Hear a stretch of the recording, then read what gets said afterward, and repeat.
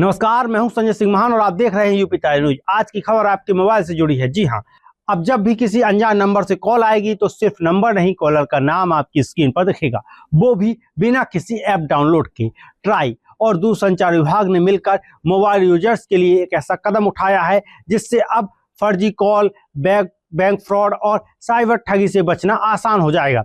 तो आइए इस वीडियो में विस्तार से जानते हैं क्या है यह नई कॉलर नेम सर्विस, कैसे काम करेगी, किसे मिलेगी छूट और आपको क्या करना होगा सुरक्षित रहने के लिए। तो बने रहिए अंत तक। दोस्तों, आपने ट्रू कॉलर या हुज कॉल जैसे ऐप्स के बारे में तो सुना ही होगा, जो किसी अनजान कॉल का नाम बताने का दावा करते हैं। लेकिन अब सरकार खुद यह सुविधा दे रही है बिना किसी थर्ड पार्टी ऐप के। ट्राई यानी कि telecom regulatory authority of India और डॉट यानी कि डिपार्टमेंट ऑफ टेलीकम्युनिकेशन ने कॉलिंग नेम प्रेजेंस CNAP नाम से सर्विस को मंजूरी दे दी है। अब बात करते हैं CNAP क्या है और ये कैसे काम करेगी। CNAP यानी कि कॉलिंग नेम प्रेजेंटेशन एक नई टेलीकॉम सुविधा है जिससे जब कोई व्यक्ति आपको कॉल करेगा तो आपके मोबाइल स्क्रीन पर उसके नंबर के साथ उसका नाम भी दिखेगा। ये वही नाम होगा जो उसने मोबाइल कनेक्शन लेते समय अपने आईडी प्रूफ, आधार कार्ड, वोटर आईडी या पैन कार्ड जो भी दिया हो उसमें दिया होगा। मतलब कि अब अननोन नंबर नहीं, राजेश कुमार कॉलिंग या अनीता सिंह कॉलिंग जैसे नाम ही दिखेंगे। और सबसे बड़ी बात, आपको इसके लिए कोई ऐप डाउनलोड करने की जरूरत नहीं होगी। ये सुविधा अपने आप यानी कि डिफॉल्ट रूप से एक्टिव होगी। अब सवाल ये उठता है कि अगर कोई यूजर ये सुविधा नहीं चाहता है तो क्या वह इसे बंद कर सकता है? हाँ, बिल्कुल। ट्राई और डिपार्टमेंट ऑफ टेलीकम्युनिकेशन के नए नियम के अनुसार अगर कोई उपभोक्ता यह सर्विस नहीं चाहता तो वह टेलीकॉम कंपनी को रिक्वेस्ट कर सकता है कि CNAP को डीएक्टिवेट कर दिया जाए। मतलब ये सर्विस अनिवार्य नहीं है लेकिन डिफॉल्ट है। दोस्तों, इस सुविधा का ट्रायल पहले से ही मुंबई और हरियाणा सर्किल में किया जा चुका है। अब इसे पूरे देश में लागू करने की तैयारी है। जल्द ही सभी प्रमुख टेलीकॉम कंपनियां जैसे जियो, एयरटेल, वोडाफोन आइडिया, BSNL इस सुविधा को अपने नेटवर्क में शुरू करेंगी। फरवरी 2024 में ट्राई ने कहा था कि यह सर्विस तभी शुरू होगी जब यूजर खुद इसके लिए रिक्वेस्ट करेगा। डिपार्टमेंट ऑफ टेलीकम्युनिकेशन ने कहा कि यह सर्विस डिफॉल्ट ऑन होनी चाहिए और यूजर्स चाहे तो इसे बंद करा सकता है। अब ट्राई और डिपार्टमेंट ऑफ टेलीकम्युनिकेशन दोनों इस बात पर सहमत हो गए हैं, यानी कि यह नियम देश भर में लागू होने जा रहा है।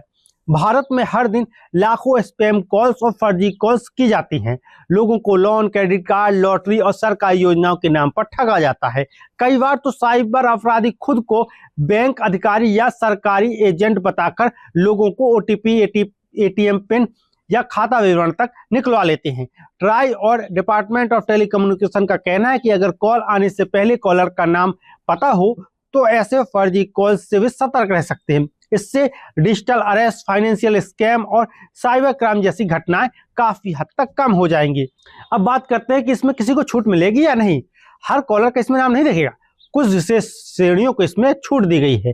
जैसे जिन्होंने calling line identification restriction CLIR लिया है, खुफिया एजेंसी के महत्वपूर्ण सरकारी अधिकारियों को CLI लेने वाले उपभोक्ताओं की पूरी जांच टेलीकॉम कंपनियां करेगी ताकि जरूरत पड़ने पर कानूनी परिवर्तन एजेंसियां एक्सेस ले सके।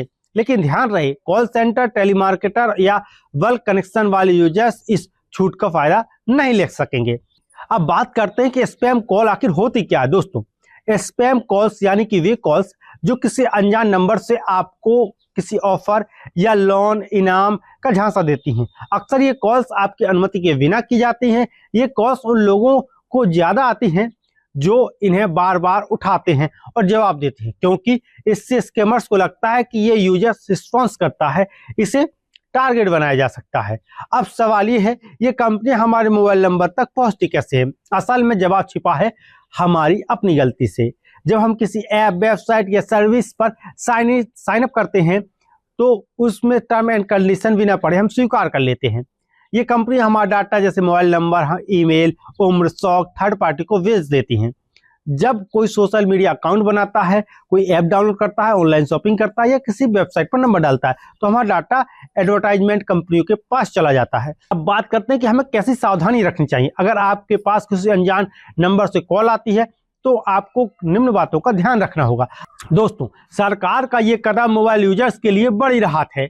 अब हर कॉल पर नाम देखने से फर्जीवाड़े और साइबर ठगी में काफ़ी कमी आएगी। अगर आप चाहते हैं कि आपका डेटा सुरक्षित रहे, अपनी जानकारी किसी थर्ड पार्टी ऐप या वेबसाइट को ना दें, और अगर हाँ आपको वीडियो अगर ये पसंद आया हो, वीडियो अच्छा लगा हो, तो हमारे चैनल को लाइक करें। मैं हूं संजय सिंह महान, मैं फिर मिलूंगा एक और नई महत्वपूर्ण खबर के साथ।